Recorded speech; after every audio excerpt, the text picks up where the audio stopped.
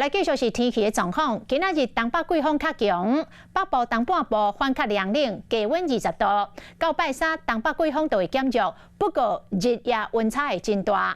3月到5月是金门马祖上的大忙的季节，要注意航班的资讯。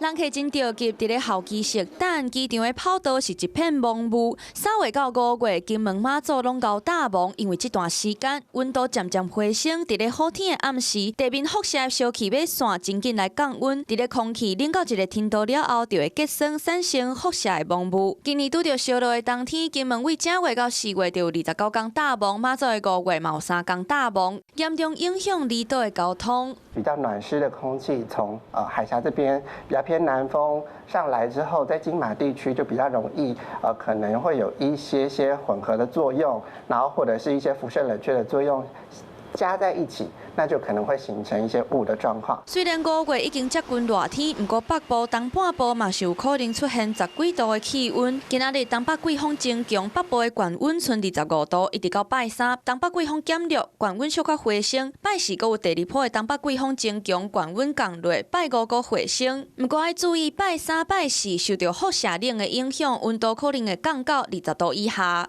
可能平地普遍来讲都会大概有17到18度左右，那有一些市区的地方大概在19度左右。那会不会出现15度低温？那相信在一些比较空旷的区域或者是比较近山区、稍微高一点的地方，还是有可能会出现再低一点的温度。5月天气无稳定，长的衫嘛先莫着吸收，早暗嘛会记你加掀一领外衫。 Hello， 我是郑雅芳。想要抢先掌握最及时的新闻资讯吗？赶快订阅、按赞、开启小铃铛，锁定华视新闻 YouTube 频道。